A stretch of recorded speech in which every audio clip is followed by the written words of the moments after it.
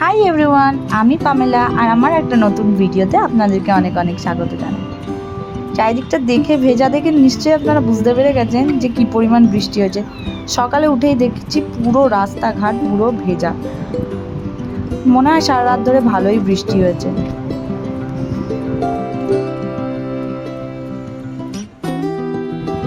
আজকে সকালেও 6:30টার সময় উঠে পড়েছিল, তারপরে একটু খাওয়া দাওয়া করে এখন আবার একটু শুয়েছে।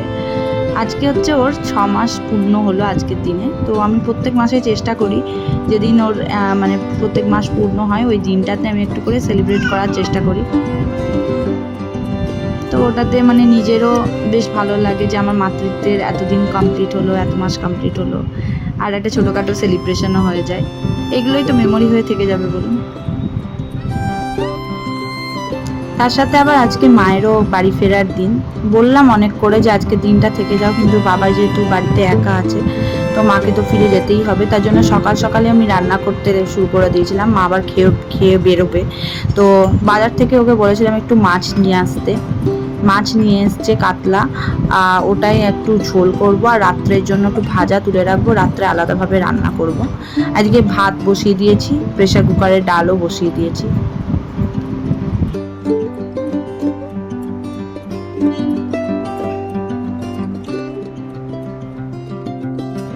এই যে কড়াইয়ে ম্যাগিটা বসিয়েছি, এটা কিন্তু আমার জন্য না, সকালে ওর অফিস বসার আছে, তার আগে বললো যে আমাকে একটু ম্যাগি করে দাও, ম্যাগি খাবো। আমার তো তাড়াহুড়োতে আজকে ম্যাগিটাকে কিছু খাওয়া হয়নি, ওর জন্য বানিয়ে দিয়েছিলাম। আর এদিকে মাছটা দেখুন নুন হলুদ মাখিয়ে রেখে দিয়েছি। তারপরে কিছুক্ষণ পর গিয়ে ওই ফ্ল্যাটে গেলাম যে দেখতে কতটা কাজ এগিয়েছে। তো আমাদের বড় রুমটার কাজ কমপ্লিট হয়ে গেছে, আর এখন চলছে ডাইনিংয়ে ওয়ালের কাজ। এই যে বড় রুমটা তোমাদের সাথে শেয়ার করছি, এখনও পুরোপুরি কমপ্লিট হয়নি, মাঝখানে একটু পোর্শন বাকি আছে, ওখানটাতেও একটু কাজ হবে। তো আর এইটা বসবে ডাইনিংয়ে।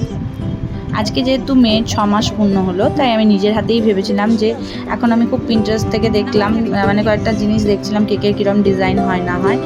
তো একটা ডিজাইন আমার খুব পছন্দ হয়েছে, ওটা আমি অনেক জায়গায় ভিডিওতেও দেখেছি। ইভেন হাফ কেক, 6 মান্থ যেহেতু কমপ্লিট হলো, তো আমি ভেবেছি আমি কেক যেহেতু বাড়িতে বানাই, তো আমি ভাবলাম যে বাড়িতেই বানাই, বাইরে থেকে আনার চেয়ে বাড়িতে বানানোটাই বেটার হবে। তাই জন্য কেকের জিনিসপত্র সব কিছু আমি ব্লিঙ্কিটে অর্ডার করে দিয়েছিলাম, আর সেগুলো চলেও এসেছে। প্রথমে এসছে একটা দই, আমরা এগলেস কেক তৈরি করব। এটা এসছে ক্রিম, হুইপ ক্রিম, এইটুকু ক্রিমে হবে কিনা কে জানে। এটা হচ্ছে সুগার বলস, দিস ইজ ক্যান্ডেল, অ্যান্ড এটা হচ্ছে ময়দা। ব্যাস, আর বাকি জিনিসপত্র সব আমার ঘরেই আছে। এবার এগুলো তুলে নিয়ে রেখে দাও। মা চলে যাওয়ার ভিডিওটা আমি ক্যাপচার করতে পারিনি, কেন ও ছিল, বাচ্চাটা ছিল আমার কোলে, তো ওইভাবে আমি ভিডিও করতে পারতাম না, আর ফোনটা নিয়েও যায়নি নিচে, কারণ তালা খোলার একটা ব্যাপার থাকে। তো মা বেরিয়ে গেছে, আর আমরা দুপুরে লাঞ্চটাও তাই করে নিলাম, কারণ দেরি করে লাভ। আমি কেক বানানো শুরু করে দিয়েছি। সমস্ত ইনগ্রিডিয়েন্টসগুলো আমি নিয়ে, মানে আমার কাছে তো চালনি নেই, এই বড় ছাঁকনি আছে, এটা দিয়েই আমি সমস্ত যে ইনগ্রিডিয়েন্টসগুলো আছে সেগুলোকে ভালো করে ছেঁকে নিলাম যাতে কোনো লাম্পস না থাকে। আর কিভাবে করছি কেকটা সেটা আমি পুরোটাই এখানে শেয়ার করলাম, কিন্তু খুব নিখুঁতভাবে আপনাদের সাথে শেয়ার করতে পারবো না, কারণ তাহলে ভিডিওটা অনেক বড় হয়ে যাবে। যদি আপনাদের ভালো লেগে থাকে তাহলে আমাকে কমেন্ট করে আপনারা জানাতে পারেন, তাহলে আমি কোনো একদিন কিভাবে আমি এগলেস কেকটা বানালাম, বেসটা কিভাবে বানানো, আমি আপনাদের সাথে নিশ্চয়ই শেয়ার করব। আর কেকটাকে আমি ওভেনটা প্রিহিট করার পর আমি মোটামুটি 45 মিনিটস মতো কেকটা আমি ওভেনে রেখেছিলাম।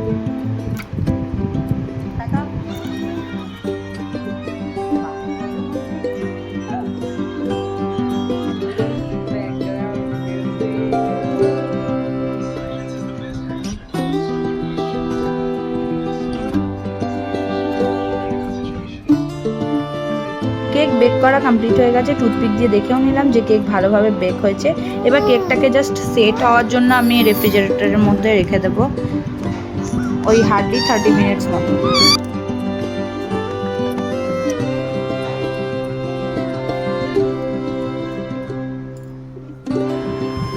রাখার পর এবার কেকটাকে আমি বের করে নিয়েছি, দেখুন কতটা স্পঞ্জি হয়েছে কেকটা।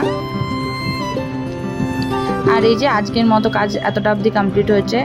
এটা হচ্ছে আমাদের টিভির যে ওয়ালটা মানে টিভিটা যে ওয়ালে বসবে সেই ওয়ালটা, আর এইদিকে হচ্ছে এন্ট্রান্সের ওয়ালটা। এতটা অবধি কমপ্লিট হয়েছে আজকের কাজ।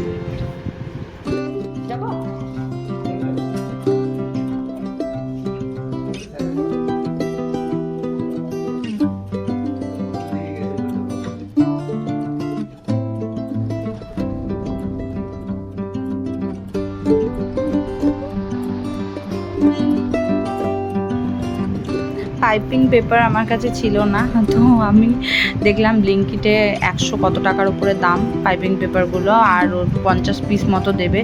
কিন্তু আমার তো অত দরকার নেই একটা দিনের মতো, তো আমি বাড়িতেই দেখলাম ইউটিউব দেখে জুগাড়ু পদ্ধতিতে আমি এই পাইপিং পেপারটা বানিয়ে নিয়েছি। আর আমার কেক ডেকোরেশন অলমোস্ট ডান। কেমন লাগছে কেকটা একটু প্লিজ জানাবেন।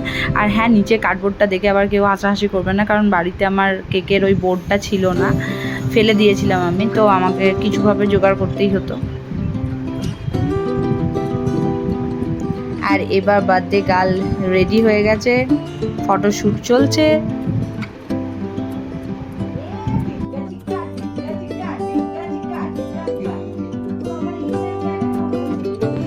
আমার মেয়ের একটা ভালো ফটো তোলার জন্য যে কী পরিমাণ মেহনত করতে হয়, মানে একদিকে ফটো তুলি আর একদিকে ঝিঙ্কা চিকা এরম করে ওকে এন্টারটেন করি, তবে গিয়ে যদি হাসে।